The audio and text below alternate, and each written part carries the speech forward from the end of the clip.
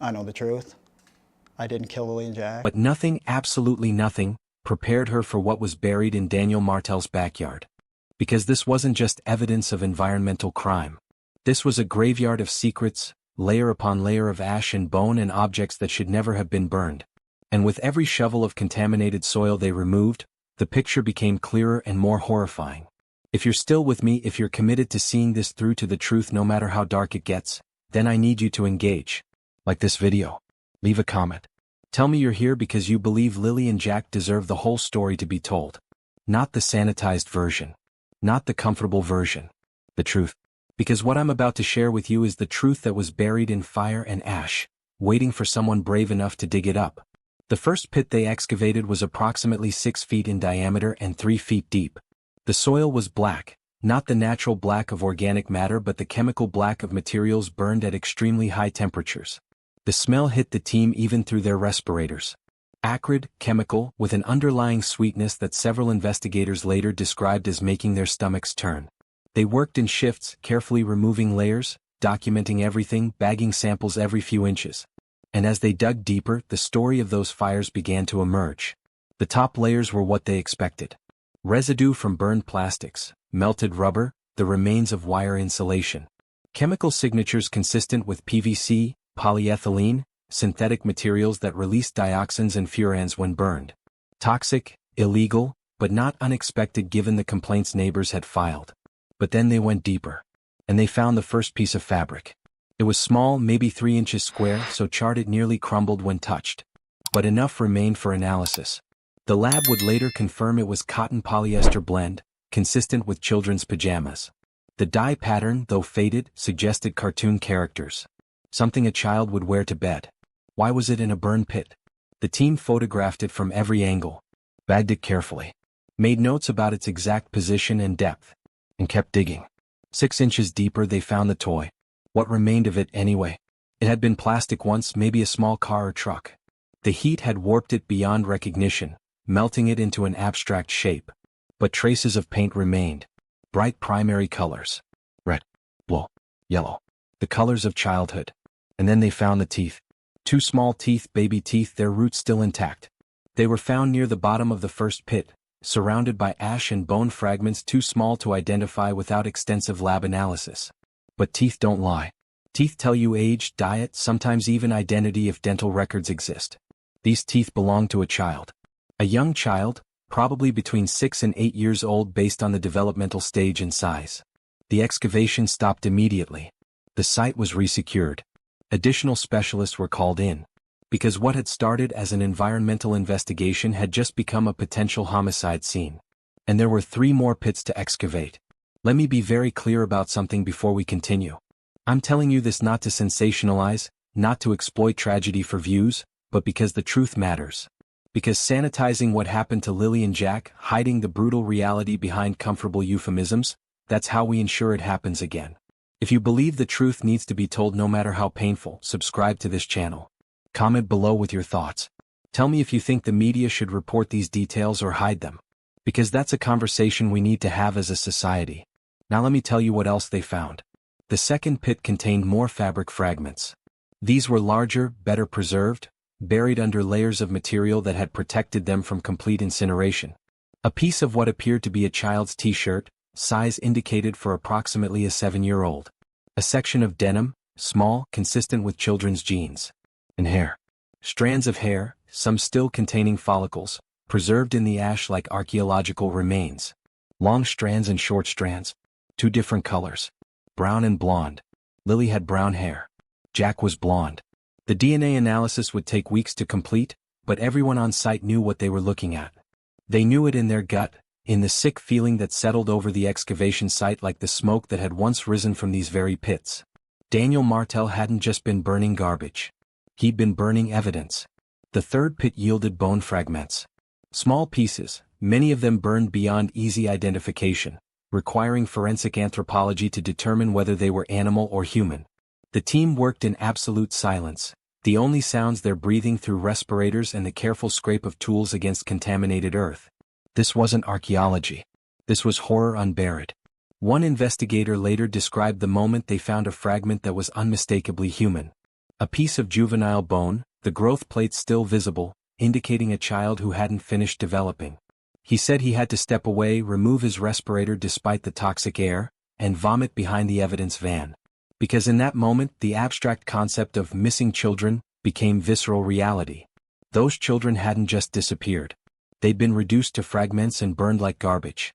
The fourth and final pit was the deepest.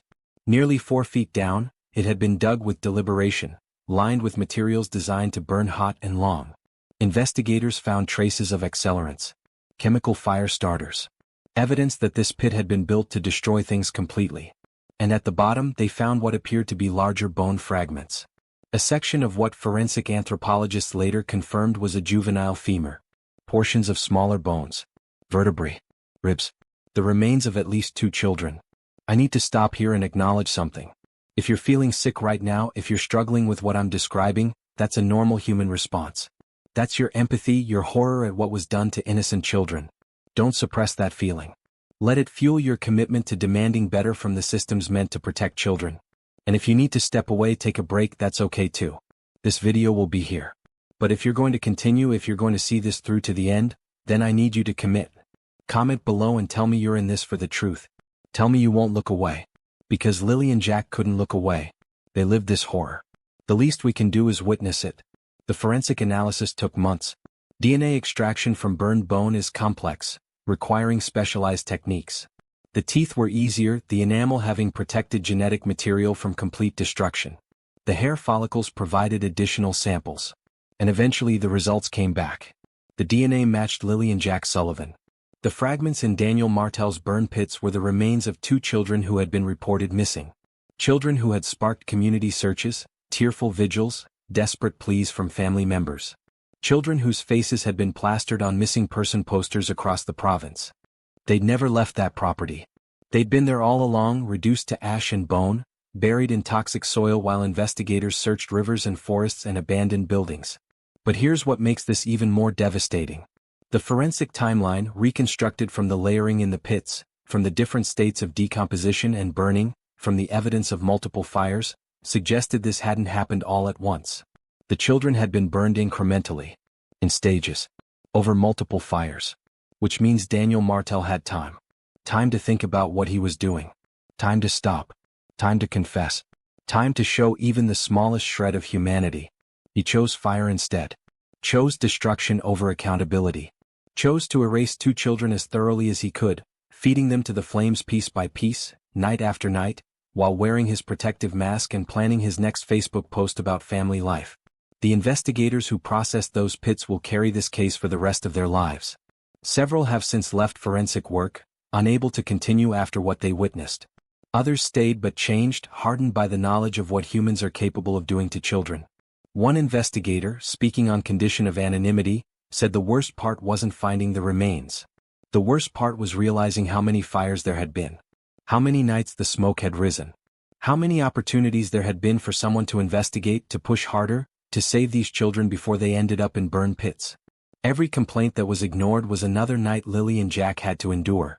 Every report that went nowhere was another layer of ash over their eventual graves.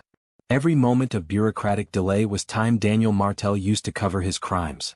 The community reaction when the findings were finally made public was a mixture of grief and rage so intense it nearly tore the town apart. Because everyone had smelled that smoke. Everyone had seen those fires. Everyone had, on some level, known something was wrong. And yet the children had burned anyway. Vigils that had been solemn became protests. Candles for remembrance became torches of anger. People who had quietly accepted the smoke as a nuisance now screamed their guilt and fury at town hall meetings, demanding to know why their complaints had been dismissed, why their concerns had been minimized, why 2 children had to die before anyone took action. The answer, as uncomfortable as it is, comes down to this. The system is designed to react to evidence of harm, not prevent it. And by the time the evidence was undeniable, it was too late to save anyone. If that makes you angry, good. Use that anger. Channel it into demanding better. Into supporting organizations that protect children. Into being the person who pushes when others would rather stay comfortable. Subscribe if you believe change is possible. Comment if you're committed to being part of that change. Tell me what needs to be different so that the next Lily and Jack are saved instead of burned. Now let me tell you about the one piece of evidence that connects everything. The piece that proves Daniel Martel knew exactly what he was doing and did it anyway. Among the items recovered from the burn pits was a partially melted plastic container, the kind used for storing gasoline or solvents. The label was mostly destroyed, but forensic specialists were able to recover enough to identify it. It was a container for a chemical accelerant, purchased 3 weeks before Lily and Jack were reported missing. Store surveillance footage showed Daniel Martel buying it. Paying cash. No hesitation. He planned this. Prepared for it. Made sure he had what he needed to burn hot enough, long enough, completely enough. This wasn't a crime of passion. This wasn't an accident that spiraled out of control. This was premeditated destruction of evidence. Of children. Of any accountability for what he'd done. And he almost got away with it. If the investigation had been less thorough, if the excavation had stopped after the first pit, if forensic specialists had accepted the surface explanation of illegal garbage burning, those remains might never have been identified. Daniel Martel might still be free, posting photos on social media, playing the role of grieving stepfather searching for missing children, all while knowing they were buried in his backyard. That's the thought that keeps investigators up at night. Not just what they found, but how close they came to not finding it at all. In the next part of this story, we're going to examine how Daniel Martel was finally caught. The polygraph test that began to crack his story. The small circle of people who knew too much. And the moment when his carefully constructed lies began to fall apart. But I need you to remember what we've learned so far. Remember the teeth in the ash. Remember the fabric from children's pajamas buried in toxic soil. Remember that these weren't abstract victims. They were real children with real lives who deserved so much better than they got. If you're still watching, if you've made it this far, then you're committed to hearing the whole truth. So stay with me. Like this video to boost it in the algorithm so more people hear Lily and Jack's story. Share it so their deaths mean something. And prepare yourself. Because what comes next, the investigation into Daniel Martel himself and the people who protected him, that's where this case goes from tragic to enraging. The polygraph room is designed to be uncomfortable. Sparse furniture. Neutral walls. Temperature kept slightly too cold so subjects stay alert and on edge. And in this room, over the course of 3 weeks, the RCMP questioned everyone connected to Lily and Jack Sullivan. Family members. Neighbors. Acquaintances. Anyone who might know something about what happened to those children. But what investigators quickly realized was chilling in its simplicity. The circle of true knowledge was very, very small. Too small. Because in a typical missing persons case, information fragments spread across multiple witnesses. People see pieces, hear rumors, notice oddities. In this case, the knowledge wasn't fragmented. It was concentrated. Held by just a handful of people who knew far more than they were willing to say. And at the center of that circle sat Daniel Martel, calm and composed, playing his role perfectly. Before we dive deeper into the interrogations, I need you to understand something. If you want to see justice for children like Lily and Jack, if you believe these stories need to reach as many people as possible, then subscribe right now. Hit that notification bell. Because true crime isn't entertainment. It's education. It's learning to recognize the patterns so we can stop them. And comment below with your theory. Based on what you've heard so far, who do you think knew what Daniel was doing? Who do you think protected him? Your insights matter. So share them. Now let me take you inside those interrogation rooms. The first round of polygraphs were administered to neighbors. The ones who had filed complaints about the smoke. The ones who had witnessed the fires burning at odd hours. The ones who had seen Daniel working in his backyard wearing protective gear while children played nearby. Most passed without issue. Their responses were consistent with what they'd already told investigators. Yes, they'd seen smoke. Yes, they'd complained. No, they didn't know what was really burning. Their stress responses were normal, reflecting concern and guilt about not pushing harder, but not deception about first-hand knowledge. But a few, just a few, showed physiological responses that raised red flags. Spikes in heart rate at specific questions. Increased perspiration when asked about the last time they saw the children. Breathing irregularities when questioned about conversations with Daniel Martel. These weren't signs of guilt in the crime itself.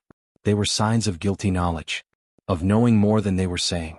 Of secrets kept to protect themselves or someone else. One neighbor in particular, a man who lived directly adjacent to the property, failed his polygraph spectacularly. When asked if he'd ever seen Daniel burning anything unusual, his physiological response indicated deception. When asked if he'd ever witnessed Daniel with the children in distressing circumstances, another spike. Under pressure after being confronted with his results, he finally admitted something he'd kept hidden for years. He'd seen Daniel force Jack to stand near the burn pit as punishment. Had watched the boy cough and cry while smoke rolled over him. And he'd done nothing. What? Because intervening would have caused problems. Would have meant confrontation. Would have made his own life difficult. So he looked away. And Jack suffered. And eventually died. That neighbor now lives with that knowledge. Lives with the understanding that his comfort was worth more to him than a child's safety. And while he wasn't charged with any crime, his testimony added another layer to the case against Daniel Martel. Another witness to the systematic abuse that preceded the murders. But the real break in the case came from inside the family. From the polygraph results of Lily and Jack's biological mother. Her name was Cindy Sullivan. And her test results were devastating. When detectives first questioned Cindy, she presented as the grieving mother. Desperate for information about her missing children. Tearful in interviews.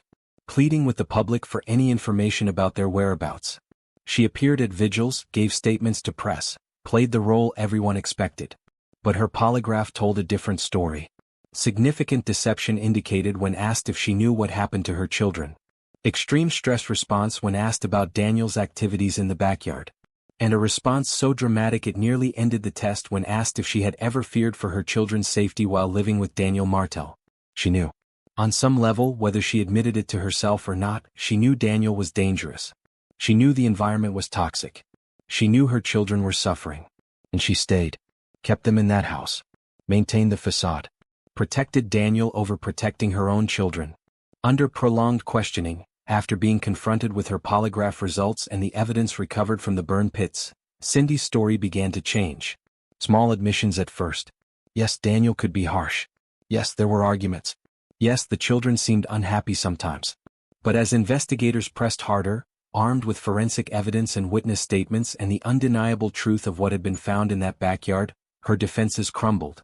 She admitted she'd known about the fires.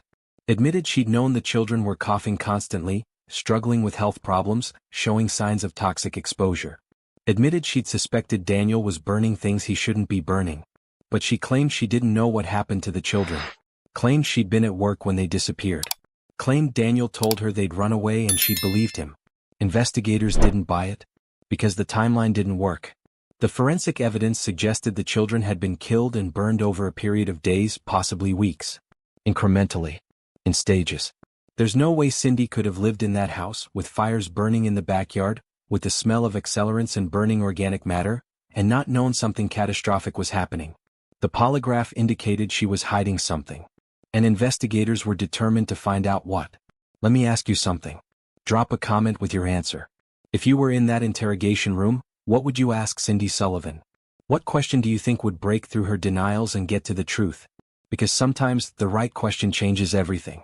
For investigators, that question turned out to be about the children's belongings. Specifically about what happened to their clothes, their toys, their personal items after they went missing. In a normal missing persons case, families preserve everything. The child's room becomes a shrine, untouched, waiting for their return. Every stuffed animal, every piece of clothing, every drawing stays exactly where it was. But in the Sullivan home, the children's rooms had been cleaned out within days of the disappearance being reported. Clothes donated. Toys given away. Beds stripped and remade. Cindy claimed she couldn't bear to look at their things. That it was too painful. That she needed to create space to grieve. Investigators asked a different question. Had Daniel told her to get rid of the evidence? Her physiological response to that question, measured in real time during her second polygraph, was extreme. Heart rate spike. Sudden perspiration. Rapid breathing. All indicators of significant stress and likely deception. They pushed harder. Confronted her with the fragments of clothing found in the burn pits. Asked her to identify them. Asked her when she'd last seen Lily wearing pajamas with cartoon characters. Asked her where Jack's favorite toy truck had gone. And slowly, painfully, the truth began to emerge. Cindy admitted that Daniel had told her the children were gone and weren't coming back. Admitted he'd instructed her to dispose of their belongings. Admitted she'd complied, packing up their rooms while some part of her must have known what that compliance really meant. She was protecting him. Helping him cover up what he'd done. Whether through fear, manipulation, or her own guilt, she'd chosen Daniel over her children. And that choice made her complicit. Now, the legal definition of complicity is complex. Being aware of a crime doesn't automatically make you guilty of that crime. But in the court of public opinion, in the hearts of the community members who'd searched for those children while their own mother helped destroy evidence, Cindy Sullivan was as guilty as Daniel. The vigils that had once included her, that had embraced her as a grieving parent, turned hostile.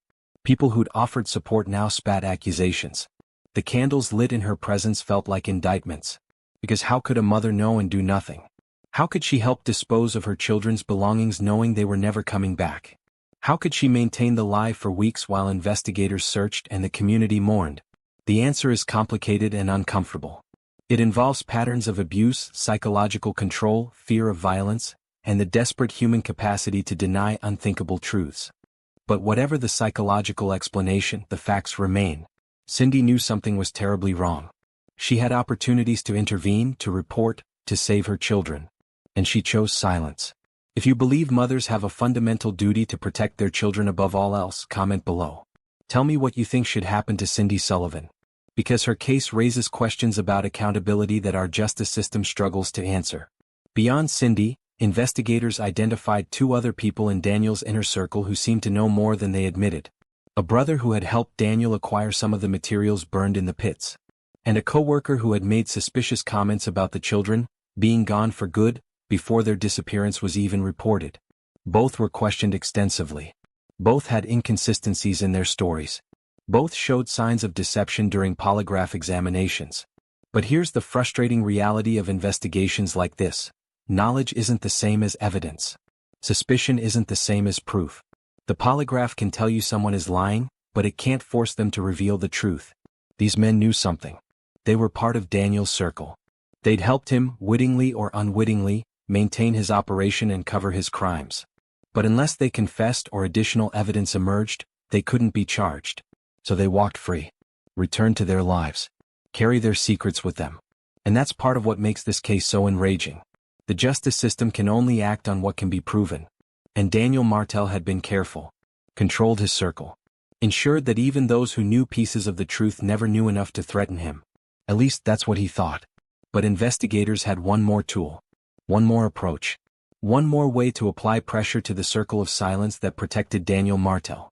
They started playing his associates against each other. Told the brother that the co-worker was cooperating. Told the co-worker that Cindy was giving up everything she knew.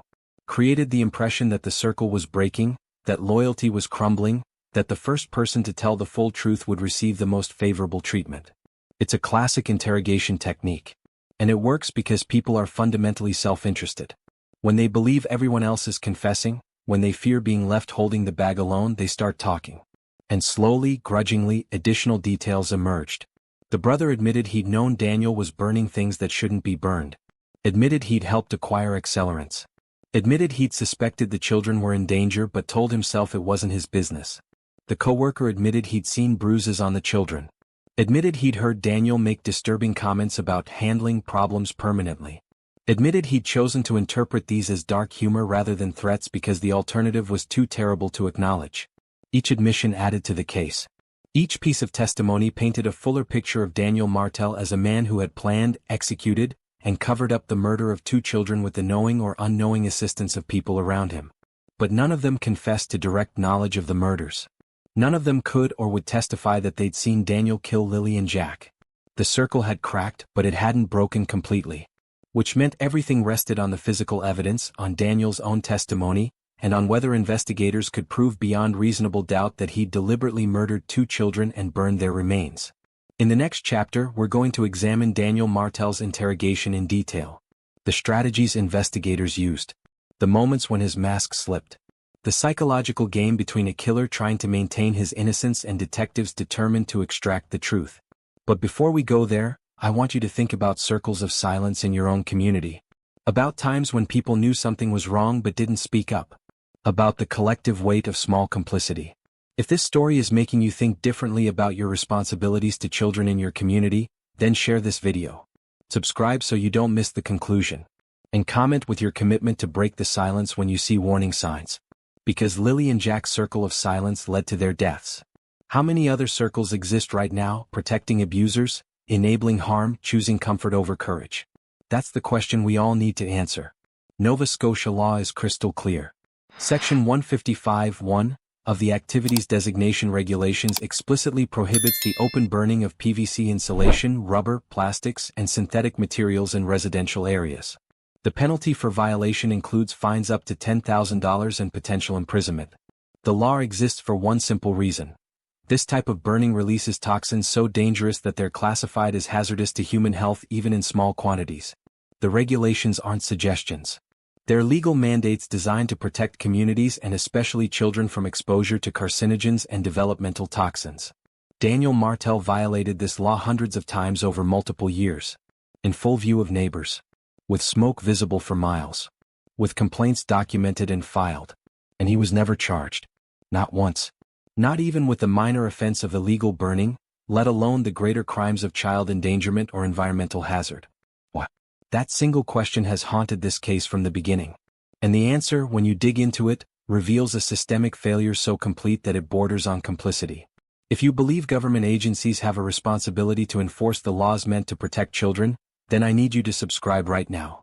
Because exposing institutional failure is just as important as exposing individual criminals.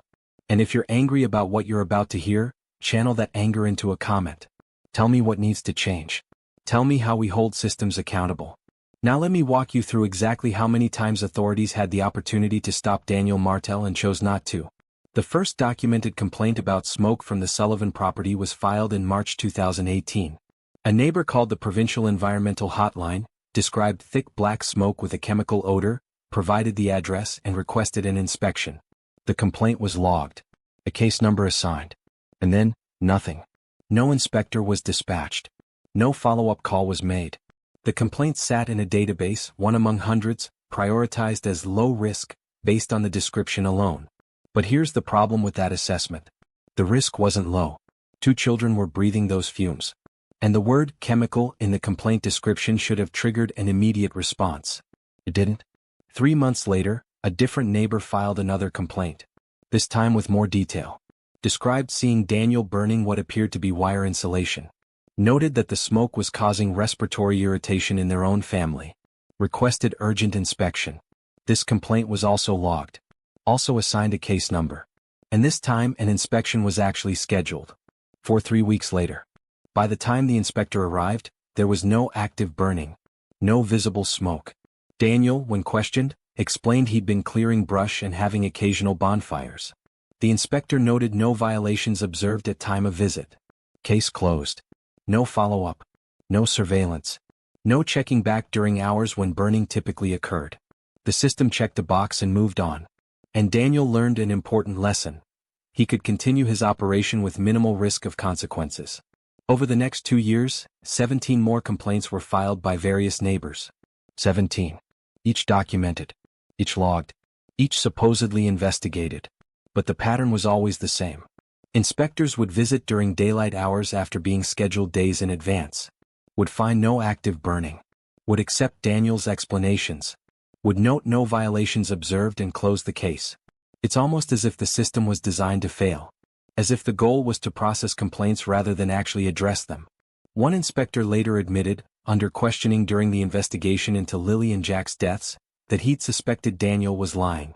The amount of ash visible in the yard, the chemical smell that lingered even days after burning, the neighbors' insistent complaints, all of it suggested ongoing violations.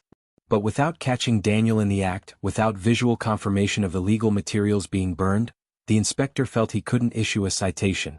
He needed evidence that would hold up if challenged. He needed ironclad proof. So he wrote, "No violations observed" in his report and drove away. Leaving 2 children to breathe toxins because the standard of proof was higher than the standard of protection. If that doesn't make you angry, I don't know what will. Comment below and tell me what you think about inspectors who suspect violations but don't act. Tell me what the standard should be when children's lives are at stake. But it gets worse. Because the environmental complaints weren't the only red flags waving in front of authorities. The school system had documented concerns about both children's health. The teachers had noted behavioral changes, physical symptoms, frequent absences. The school nurse had a file on Jack's recurring nosebleeds that was over 30 pages long. Under provincial regulations, schools are mandated to report suspected child abuse or neglect to Child Protective Services. The threshold isn't certainty. It's reasonable suspicion. If a child shows signs of harm, if their environment seems unsafe, the school has a legal duty to report. Multiple teachers at Lily and Jack's school later admitted they discussed making such a report. Had conversations in the staff room about whether the children's health problems and the parents' apparent indifference constituted neglect. But they never made the call. Because they were afraid of being wrong. Afraid of destroying a family if they were mistaken. Afraid of the confrontation and consequences. So they documented their concerns in internal files and hoped someone else would take action. Someone else was thinking the same thing. This is the bystander effect on an institutional scale. Everyone assuming someone else will intervene. Everyone afraid to be the one who raises the alarm. Everyone choosing institutional comfort over child safety. And the system not only allowed this pattern, it encouraged it. Because making a report requires paperwork, investigation, potential legal action. It's messy and complicated and opens the school to scrutiny. Much easier to note concerns and move on. Easier for the school. Fatal for the children. Now let's talk about Child Protective Services directly. Because they also received information that should have triggered an investigation.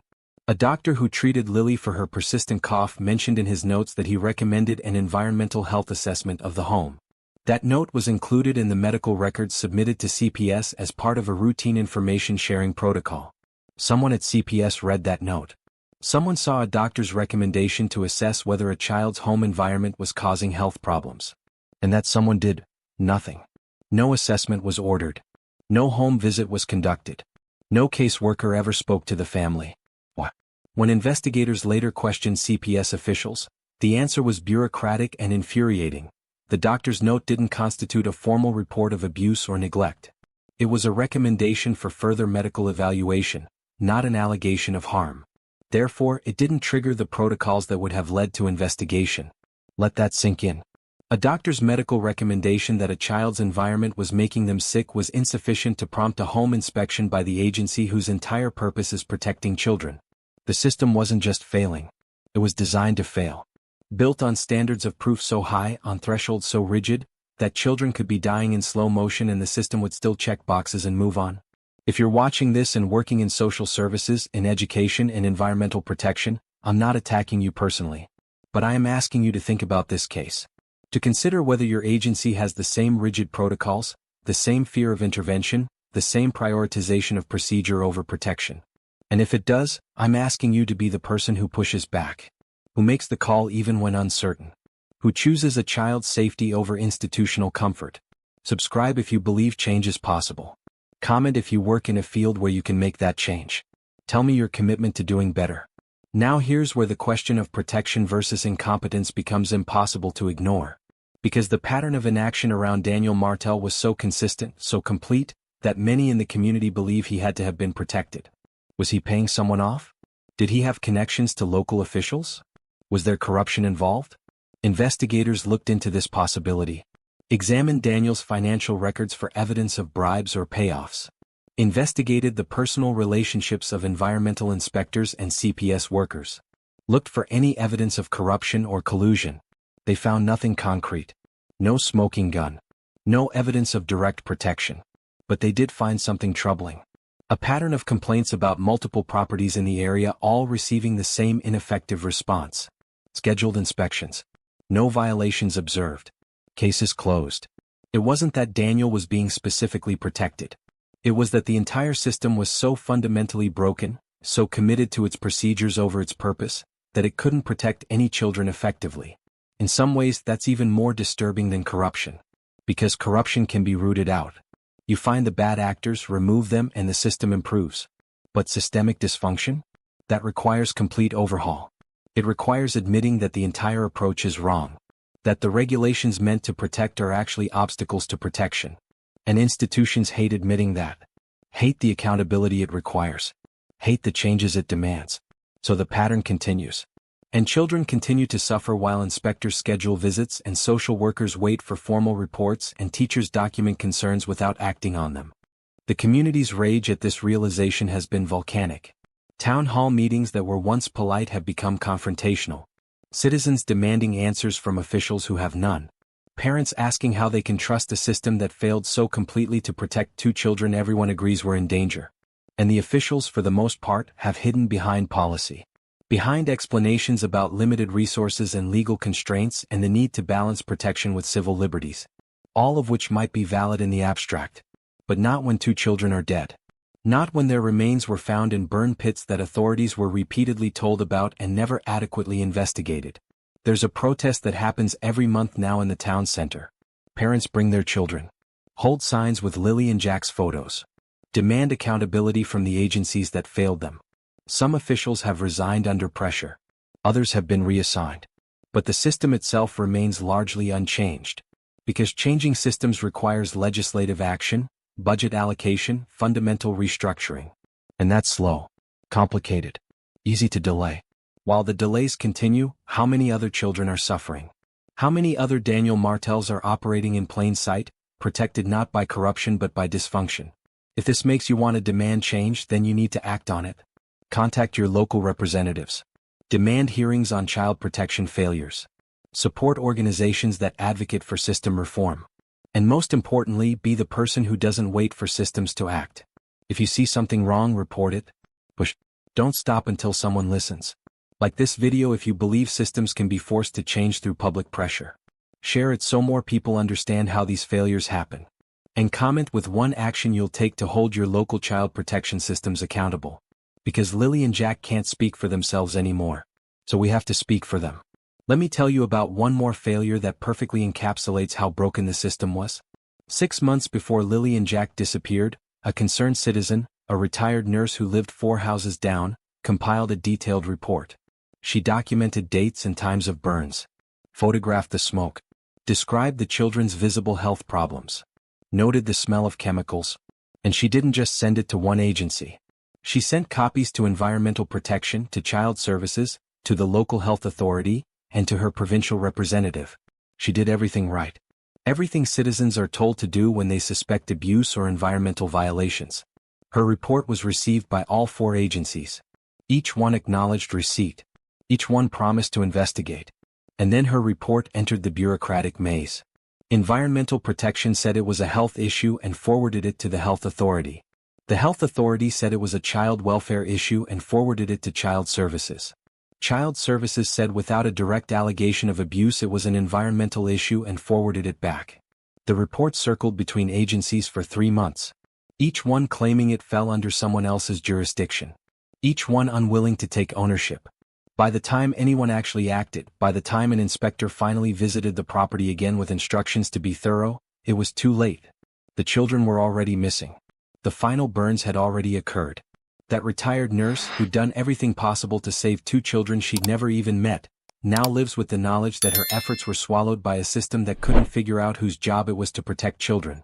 She speaks at every protest, stands at every town hall meeting, demands to know why her detailed, multi-agency report wasn't enough to trigger immediate action. No one has given her an adequate answer. Because there isn't one. The truth is simple and devastating. The system prioritized procedure over urgency. Prioritized jurisdiction over action. Prioritized covering bureaucratic backsides over saving children's lives. And Lily and Jack paid the price for those priorities. Now, 5 years after their deaths, changes are finally being discussed. Mandatory cross-agency communication protocols. Lowered thresholds for investigation. Automatic triggers when children show signs of environmental health impacts. All changes that could have saved Lily and Jack if they'd been implemented years earlier. All changes that are coming too late for them but might save the next children in danger. If that feels like cold comfort to you, you're not alone. The community doesn't want reforms named after dead children. They want children who never become names on reforms. But this is how change happens. Slowly. Reactively. After tragedy rather than before it. Unless we demand better. Unless we make so much noise that prevention becomes the priority instead of reaction. Subscribe if you believe we can create that change. Comment with your frustration, your anger, your commitment. And share this story so that everyone understands what systemic failure really looks like. In the next chapter, we're going to see exactly what those toxic fires did to Lily and Jack's bodies. The medical evidence that proves they were being poisoned long before they were killed. The symptoms that were dismissed. The warnings that went unheeded. It's going to be difficult to hear. But it's necessary. Because understanding the full scope of what these children endured is the only way to ensure we never accept such failure again. The autopsy reports, when they were finally completed, told a story that no one wanted to read. But I'm going to share it with you because pretending it didn't happen, sanitizing the horror to make it more palatable, that's how we ensure it happens again. Lily and Jack's bodies had been speaking long before they ended up in those burn pits. Every symptom, every illness, every doctor's visit was their body's way of screaming for help. And we need to hear that scream retroactively, need to understand what was being said so we can recognize it in the next child who's silently suffering. Before we continue, this section contains detailed medical information about the effects of toxic exposure on children. It's not gratuitous. It's evidence. But if you need to step away, I understand. Just make sure you come back because bearing witness to their suffering is the least we can do. And if you can handle the truth, if you're committed to hearing the full story, then hit that subscribe button. Leave a comment telling me you're still here. Tell me you're not looking away. Because that's what everyone did while Lily and Jack were alive. They looked away. And I won't let us do it again even now. Let me start with what the toxicology reports showed. Even in remains as damaged as what was recovered from the burn pits, certain analyses were still possible. Bone tissue retains traces of heavy metal exposure. Teeth preserve evidence of chronic toxin intake. Lily's remains showed elevated levels of lead, cadmium, and chromium. Not slightly elevated. Dramatically elevated. Levels consistent with industrial exposure over extended periods. Lead affects neurological development. It causes cognitive impairment, behavioral changes, learning difficulties. At the levels found in Lily's bones, she would have been experiencing headaches, difficulty concentrating, mood disturbances. Her teachers' reports of distraction and declining academic performance weren't behavioral problems. They were lead poisoning. Cadmium primarily damages kidneys and lungs. It causes respiratory problems, immune system suppression, bone fragility. The persistent cough that doctors kept treating as recurring infections? That was cadmium exposure destroying her respiratory tissue from the inside out. Chromium in the forms released by burning plastics is a known carcinogen. It causes skin irritation, respiratory damage, and long-term cancer risk. The eye irritation that was diagnosed as conjunctivitis? Chromium exposure. Every symptom Lily presented to doctors over the years had a toxicological explanation. If even one doctor had ordered a heavy metal screening, if anyone had thought to test for environmental toxins, the evidence would have been undeniable. But those tests were never ordered. And Lily's body kept absorbing poison while doctors prescribed antibiotics that couldn't help. Jack's results were similar but showed a different pattern of damage. His lead levels were even higher than Lily's, possibly because boys metabolize lead differently, or because he'd been exposed longer, or simply because of individual variation. The lead explained everything about Jack's behavioral changes. His irritability. His explosive outbursts. His difficulty focusing. Teachers who thought he was becoming a problem child were watching lead poisoning manifest as behavioral symptoms. There's a specific type of behavioral change associated with lead poisoning in children called lead encephalopathy. It presents as aggression, hyperactivity, impulsiveness, and emotional dysregulation. Every behavior that got Jack in trouble at school, every incident that made teachers think he needed behavioral intervention, was actually his brain being damaged by toxic exposure. And instead of removing him from the source of toxins, instead of investigating what in his environment was poisoning him, the system tried to correct his behavior with discipline and counseling. They were treating the symptom of a crime as if it were a character flaw. The bone analysis revealed something even more disturbing. Both children showed signs of chronic malnutrition, not from lack of food but from malabsorption. Their bodies were so busy trying to process toxins that they couldn't properly absorb nutrients from the food they ate. This explained Lily's extremely low weight. Explained why both children seemed to lack energy. Their bodies were in a constant state of crisis, fighting contamination, unable to grow and develop normally. Pediatric toxicologists who reviewed the reports later stated that these children were experiencing toxic exposure equivalent to living in an industrial waste site. Their bodies showed damage patterns seen in children from areas with major environmental disasters. Except Lily and Jack weren't living in a disaster zone. They were living in a suburban home. And the disaster was man-made, deliberate, and sustained over years. Let me tell you what the medical records show about the timeline of their deterioration. Because mapping symptoms against the burn pit activity reveals a pattern so clear it's almost unbearable. In early 2018, before complaints about Martel's burning increased in frequency, both children's medical records show relatively normal health. Occasional colds. Standard childhood illnesses. Nothing unusual. Then in March 2018, right when neighbors began filing more frequent complaints about smoke, Lily developed her first persistent cough. The one that never went away. April 2018. Jack's first documented nosebleeds begin. The nurse's records show 3 incidents that month. June 2018. Lily's weight drops from the 25th percentile to the 15th percentile. Doctor notes failure to gain weight appropriate for age.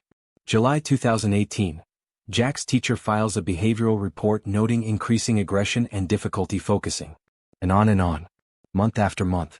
Each new symptom corresponding to periods when neighbors reported heavy smoke. Each doctor's visit adding another piece to a puzzle no one assembled. By late 2019, just months before they disappeared, both children's medical files were thick with complaints.